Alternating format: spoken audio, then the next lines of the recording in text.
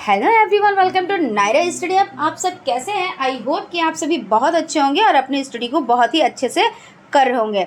Friends, आज के video lecture में हम बात करने वाले हैं जो आपका सब्जेक्ट इंग्लिश हो जाता है ना, इसके क्वेश्चंस आंसर पर हम लोग डिस्कस करेंगे। तो आप कहेंगे कि मैम पहले भी हम लोग क्वेश्चन आंसर डिस्कस कर चुके हैं, तो बिल्कुल सही बात है आप लोगों की। हम लोग किस पर डिस्कस कर चुके हैं? तो जो आपके ऑब्जेक्टिव टाइप क्वेश्चंस हो जाते हैं उन पर हम लोग डिस्कस कर चुके हैं। आज very short type questions discuss करेंगे और इस तरह के जितने भी क्वेश्चंस बन सकते हैं आपके मैथड्स से, यानी जो भी आपके मैथड्स हो जाते हैं जैसे grammar translation method, direct method, doctor best method, जितने भी मैथड्स हैं, तो जितने भी क्वेश्चंस बन सकते हैं हम सभी क्वेश्चंस लेकर आएंगे और आप लोग उसको नोट डाउन ज़रूर करते रहें, क्योंकि नोट डाउन आप करते रहेंगे तो आपके पास एक बहुत अच्छा कलेक्शन तैयार हो जाएगा। ठीक है, तो चलते हैं हम लोग। सबसे पहले ये समझ लेते हैं कि ग्रामर ट्रांसलेशन मेथड क्या है, उसके बाद समझ लेते हैं डायरेक्ट मेथड क्या है और उसके बाद क्वेश्चन आंसर को समझेंगे। हालांकि जितने भी मेथड्स हम लोगों ने पढ़े हैं तो उसमें सभी चीज़ों पर डिटेल में डिस्कस की गई है, लेकिन हो सकता है कोई ऐसा पढ़ रहा हो जो पहली बार यहाँ पे विजिट किया है, यानी चैनल पर विजिट किया है, पहली बार सब्सक्राइब किया है ना, पहला क्लास है, तो उन लोगों के लिए तो भाई ज़रूरी हो जाते हैं कि ये चीज़ें स्टार्टिंग से भी समझी जाती हैं। और अगर बहुत ज़्यादा लेंथी में चीज़ें समझनी है तो आप लोग प्लेलिस्ट में जाकर वहाँ पे पहली क्लास से चीज़ों को देख सकते हैं। थोड़ा थोड़ा यहाँ पे समझेंगे, चीज़ों को समझते हुए चलेंगे। ठीक है, तो सबसे पहले आपका हो जाता है ग्रामर ट्रांसलेशन मेथड। तो ग्रामर मतलब क्या होता है? ग्रामर मतलब होता है व्याकरण। क्या होता है? तो ग्रामर मतलब हो जाती है व्याकरण। और आपका ट्रांसलेशन मतलब क्या हो जाता है? तो ट्रांसलेशन मतलब हो जाता है अनुवाद। और मेथड मतलब क्या हो जाता है? तो मेथड मतलब हो जाती है विधि। ठीक है, यहाँ तक आपका हो गया। अब ये तो आपका एक मेथड हो गया, ग्रामर ट्रांसलेशन मेथड। अब हम कौन सा देखेंगे इसके साथ में? तो डायरेक्ट मेथड। डायरेक्ट मेथड का मतलब क्या होता है? तो डायरेक्ट मेथड होता है प्रत्यक्ष विधि। तो इन दो मेथड्स के क्वेश्चन आंसर हम लोग देखेंगे।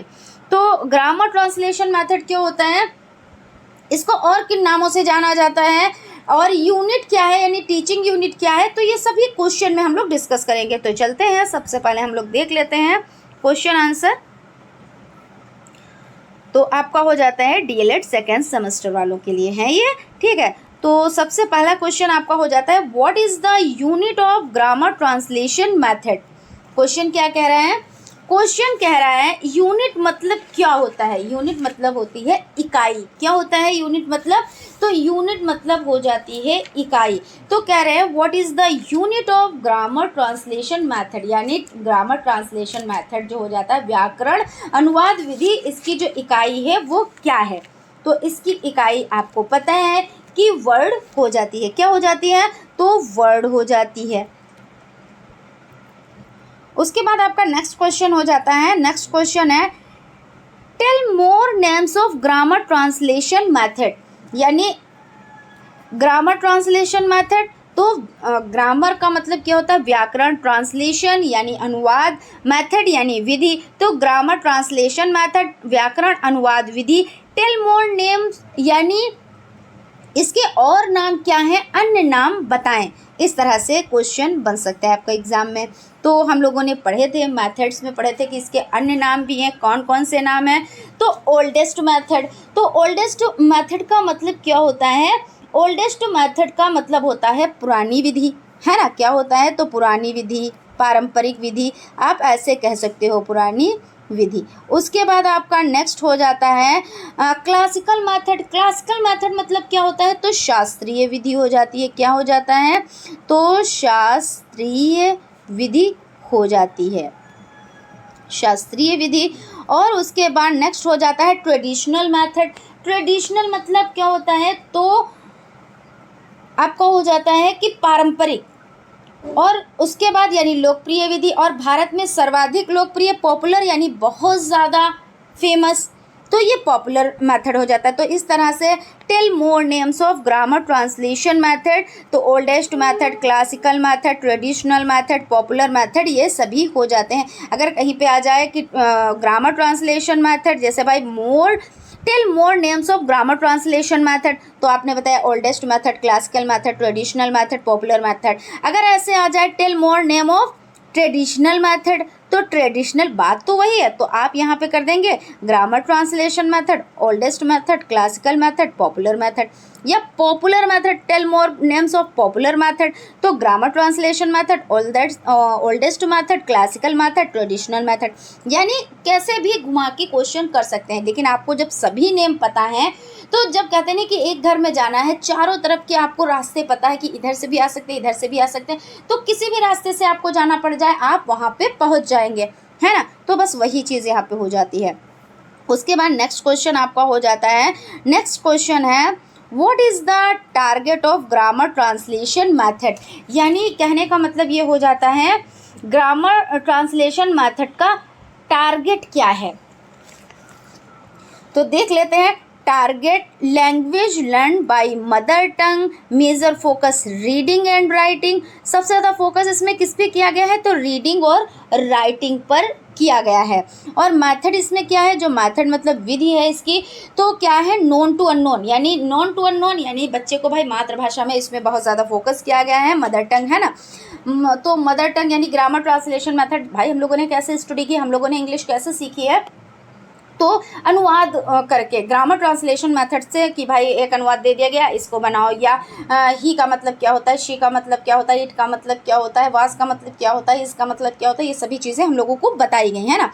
उसके बाद ट्रांसलेशन बनाना, उसके बाद स्टोरीज़ बनानी, इस तरह से क्या इंग्लिश सीखी।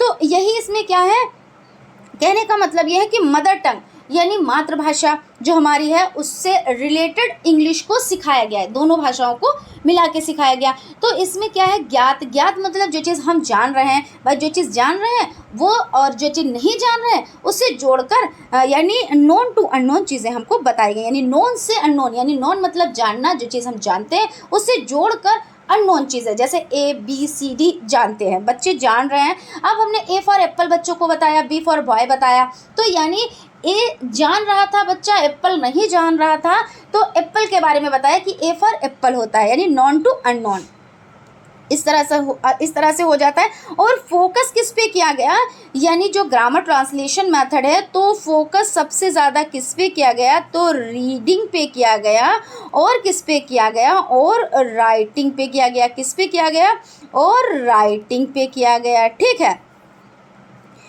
नेक्स्ट क्वेश्चन पर चलते हैं। क्वेश्चन हो जाता है explain the merits of grammar translation method. Question क्या कह रहे हैं कि explain the merits of grammar translation method, grammar translation method के गुण बताएं।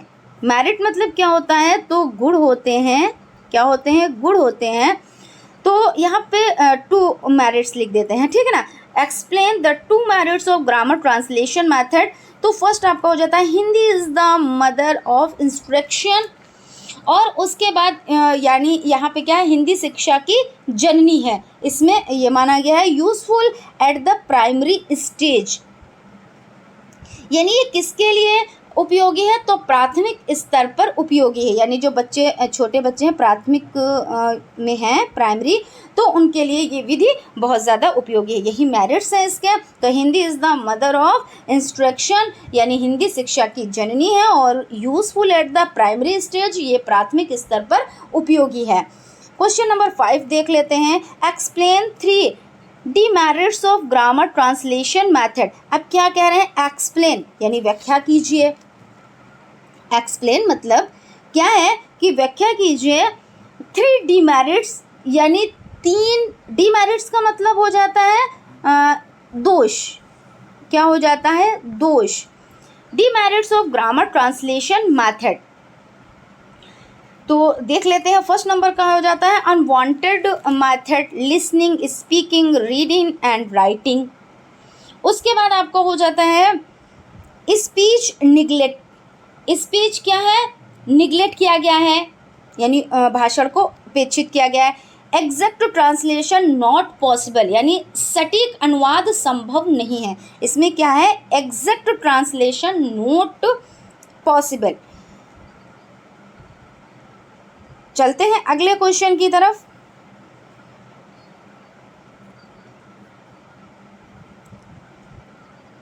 यहाँ पे आपका एक देखिए यहाँ पे आप लोग देख सकते हैं next question, the aim of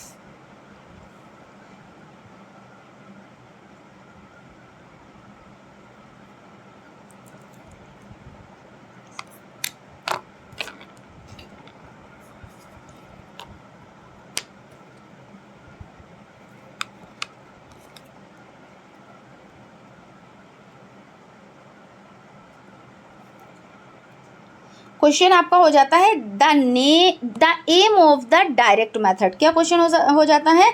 the aim of the direct method. तो डायरेक्ट मेथड का एम क्या है, यानी उद्देश्य क्या है? तो चलिए इसको समझ लेते हैं। डायरेक्ट मेथड का जो उद्देश्य है, तो यहाँ पे आपका हो जाता है इंग्लिश टू इंग्लिश, यानी बच्चों को क्या करना है, इंग्लिश से इंग्लिश में बच्चों को समझाना है। और डायरेक्ट मेथड क्या होता है कि भाई हम बोल रहे हैं और आप सुन रहे हो, यानी डायरेक्टली चीज़ों को आप सुन रहे हो और हम क्या कर रहे हैं, बोल रहे हो। तो इसमें सबसे ज़्यादा अगर फोकस किया गया है, हालांकि क्वेश्चन इससे भी रिलेटेड है, अभी डिस्कस करेंगे, तो सबसे ज़्यादा फोकस बोलने और सुनने पर किया गया है। तो यहाँ पे हो जाता है the aim of direct method, तो इंग्लिश टू इंग्लिश हो जाता है। What is the method of direct method? Direct method की विधि क्या है, यानी what is the method of direct method, यानी डायरेक्ट मेथड तो आपका हो गया प्रत्यक्ष विधि। क्या हो गई यहाँ पे देखिए, समझिए, थोड़ा सा कंफ्यूज मत होइएगा। प्रत्यक्ष विधि हो गई, डायरेक्ट मेथड मतलब क्या हो गया, तो प्रत्यक्ष विधि हो गई। अब ये कह रहे हैं व्हाट इज़ द मेथड, और एक ये विधि हो गई। मेथड मतलब विधि है और ये भी विधि तो विधि है।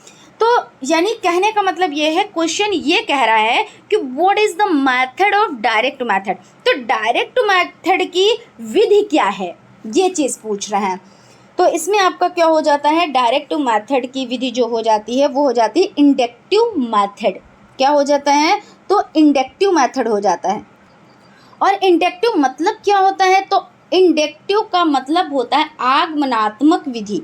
क्या होता है, यानी इंडक्टिव मतलब होता है आगमनात्मक, और मेथड का मतलब क्या होता है, तो विधि। तो यहाँ पे लिख देते हैं, इंडक्टिव मतलब होता है आगमनात्मक, आगमनात्मक, और मेथड का मतलब तो आपको पता है, ये देखिए यहाँ पे भी लिखा है, यहाँ पे भी लिखा है, विधि हो जाती है। तो inductive method, what is the method of direct method, तो इंडक्टिव मेथड हो जाता है।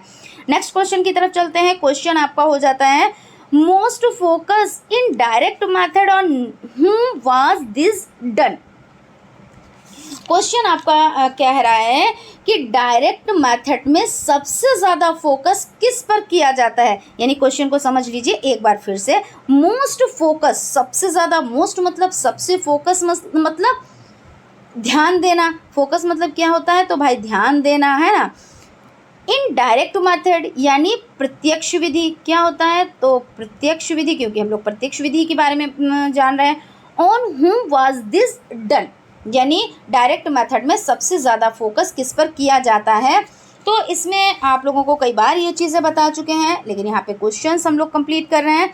तो सबसे ज़्यादा अगर फोकस किया जाता है तो स्पीकिंग एंड लिसनिंग पर इसमें फोकस किया गया है, क्योंकि हम बोल रहे हैं, आप सुन रहे हो, तो इसी पे फोकस किया गया है। तो डायरेक्ट मेथड में फोकस किस पे किया गया है, स्पीकिंग एंड लिसनिंग पे किया गया है। चलते हैं अगले क्वेश्चन की तरफ। अगला क्वेश्चन आपका हो जाता है explain the 3 demerits of direct method. क्या कह रहे हैं कि डायरेक्ट मेथड के 3 दोष बताएं, एक्सप्लेन करें, है ना। तो यानी explain the 3 demerits of direct method. तो आपको डायरेक्ट मेथड का मतलब पता है, ये प्रत्यक्ष विधि। डिमेरिट्स मतलब क्या होता है, डिमेरिट्स मतलब होता है दोष होता है, और एक्सप्लेन करना है, आपकी इसकी व्याख्या करनी है ना। तो यहाँ पे आपका हो जाता है 3 करने हैं, तो हम लोग 3 देख लेते हैं। Reading and writing on note focus, यानी रीडिंग और राइटिंग पर फोकस कहाँ किया गया है, इसमें क्या किया गया है, इसमें अगर फोकस किसी पे किया गया है तो किस पे किया गया है, स्पीकिंग एंड लिसनिंग पे किया गया है, रीडिंग और राइटिंग पे नहीं किया गया है। और उसके बाद है एक्सप्रेंसिव। एक्सप्रेंसिव का मतलब क्या होता है, तो भाई महंगा है। टाइम टॉकिंग मतलब समय लगना। टाइम टॉकिंग का मतलब क्या होता है, तो समय लगना होता है, समय लगना होता है। और आपका एक्सपेंसिव मतलब क्या होता है? एक्सपेंसिव मतलब होता है महंगा। क्या होता है एक्सपेंसिव मतलब? तो महंगा हो जाता है। तो इस तरह reading and writing not on focus, भाई इसकी डिमेरिट्स हो जाती हैं, इसमें ये कमियां हो जाती हैं, दोष हो जाते हैं। इन्होंने रीडिंग और राइटिंग पर फोकस नहीं किया है। और उसके बाद इन्होंने क्या, एक्सपेंसिव है भाई, महंगी है, तो भाई जब महंगी है तो ये इसका दोषी तो है। और टाइम टॉकिंग, यानी अगर दोष है ये, लोग सभी लोग इससे फ़ायदा नहीं उठा सकते, क्योंकि भाई जिसके पास धन होगा वही इससे फ़ायदा उठाएंगे, जिसके पास धन नहीं होगा वो तो फ़ायदा नहीं उठा पाएंगे। तो इसलिए ये इसका दोष है। टाइम टॉकिंग यानी इसमें समय बहुत ज़्यादा लगता है, तो इसलिए ये भी इसमें दोष हो जाता है। तो हम लोगों ने कितने क्वेश्चंस आज कंप्लीट कर लिए हैं? तो यहाँ पे आपके हो जाते हैं, देखिए हम लोगों ने 10 क्वेश्चंस कंप्लीट कर लिए। और इसमें जो आपका ग्रामर ट्रांसलेशन मेथड है इसके क्वेश्चंस, और आपके जो हो जाते हैं डायरेक्ट मेथड, इसके क्वेश्चंस पर हम लोगों ने डिस्कस किया है। तो आई होप आप लोगों को क्वेश्चन समझ में आए होंगे और आप लोग नोट्स भी बना रहे होंगे। भाई बार बार कहते हैं कि आप लोग नोट्स बनाते रहें, क्योंकि बहुत ही ज़रूरी हो जाता है नोट्स बनाना।